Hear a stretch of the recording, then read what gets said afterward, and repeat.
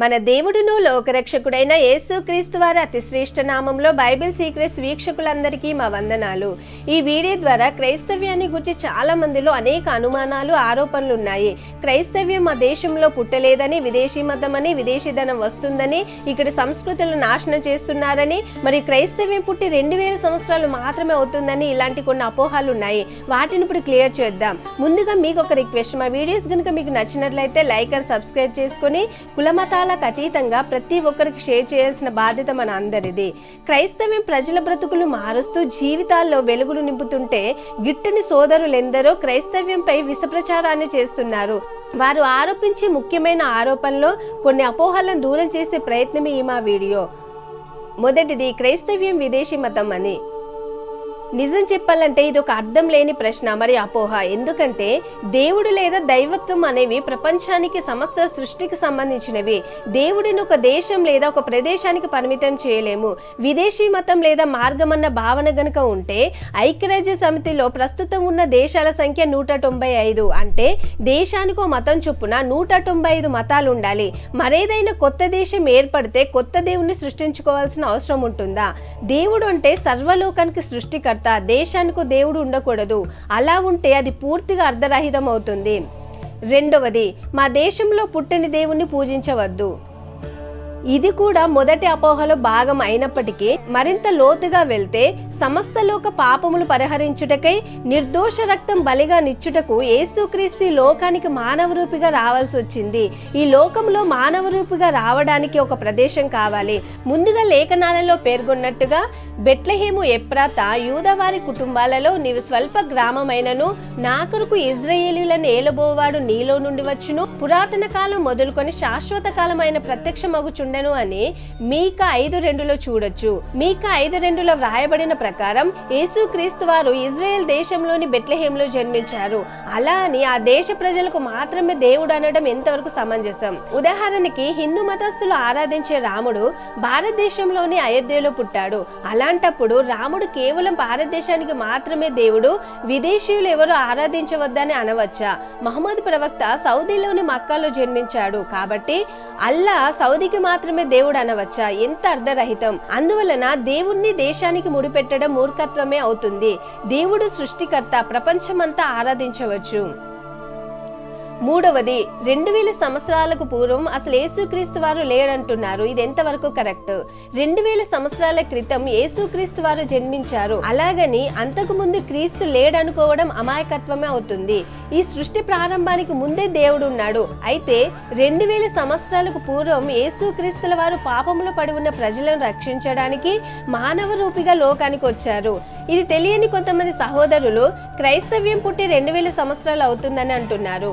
యోహాను సువార్త 1వ అధ్యాయం 1, 2, 14 వచనాలు చూసినట్లయితే ఆది మొదలుకొని నేడు రేపు నిరంతరం క్రీస్తు తండ్రితో కూడా ఉన్నవాడని ఉంది. ఆదియందు వాక్యముండెను, వాక్యము దేవుని యొద్ద ఉండెను, వాక్యము దేవుడై ఉండెను. ఆయన ఆదియందు దేవుని యొద్ద ఉండెను, సమస్తమును ఆయన మూలంగా కలిగెను. ఆ వాక్యము శరీరధారి అయి కృపాసత్య సంపూర్ణుడిగా మన మధ్య నివసించనని వ్రాయబడింది. దీన్ని బట్టి చూస్తే క్రీస్తు వారు 2000 సంవత్సరాలకు పూర్వం ఈ భూమి మీదకి రావడం జరిగింది. కానీ యేసు క్రీస్తు ఆది అంతం లేని వాడుగా ఎల్లప్పుడూ దేవుడుగా ఉన్నాడు. నాలుగవది, క్రైస్తవ్యం స్థానిక సంస్కృతులను నాశనం చేస్తుందని అంటున్నారు. క్రైస్తవ్యం పూర్తిగా నిన్ను వలని పొరుగువానిని ప్రేమించు అన్న క్రీస్తు మాటల పునాదిపై నిర్మించబడింది. క్రీస్తు నేర్పించిన ప్రేమ, అహింస, సత్యం, నీతి అనే మార్గాల ద్వారా ప్రజల మనసులను చీకటి నుండి వెలుగులోనికి నడిపిస్తుంది.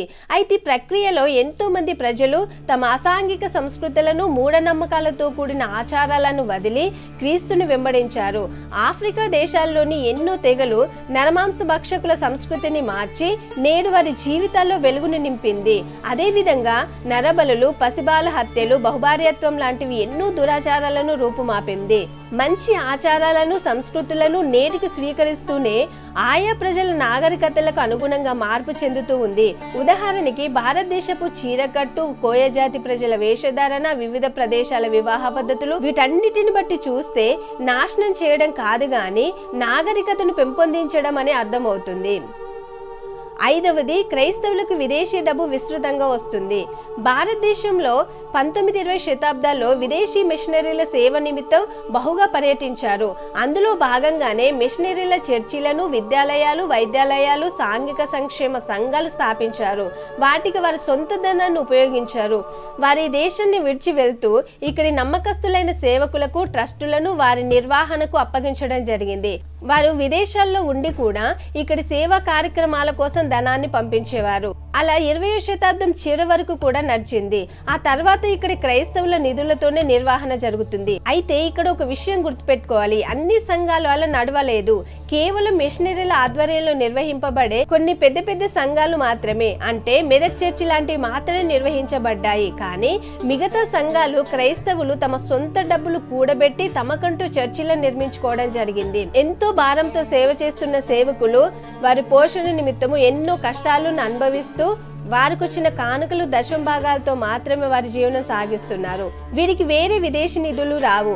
ఒకవేళ వస్తే గ్రామాల్లో, పూరి గుడిసెల్లో, అటవీ ఏజెన్సీ ప్రాంతాల్లో కాలినడకన ప్రయాణం చేస్తూ సేవ చేసే సువార్థికులు కనిపించేవారు కాదు. అందరూ డూప్లెక్స్లు కట్టుకొని 4 వీలర్లో తిరిగేవారు. కానీ అలా జరగడం లేదు. కేవలం 0.1% సేవకులు మాత్రమే ధనిక స్థితిని కలిగి ఉన్నారు. అది కూడా వారి సువార్త విస్తరించబడిన విధంగా దేవుని ఆశీర్వాదాన్ని పొందుకున్న వారే ఉన్నారు. ఇదంతా గమనించిన తర్వాత విదేశీ డబ్బు అనేది పూర్తిగా అబద్ధం అనే విషయం బోధపడుతుంది. చివరిగా ఒక విషయం, ఎవరో ఏదో చెప్పారని క్రైస్తవ్యంపై ద్వేషం పెంచుకోకుండా ఇలాంటి అపోహలను వీడి నిజమైన దేవుని తెలుసుకొని ప్రతి ఒక్కరు ప్రేమతో జీవించండి. ఇలాంటి వీడియోస్ ఇంకా మీ ముందుకు రాబోతున్నాయి. ఇంకా బైబిల్ గురించి తెలుసుకోవాలనుకుంటే మా ఛానల్ని ఫాలో అవ్వండి. దేవుడు మిమ్మల్ని దీవించును గాక. ఆమేన్.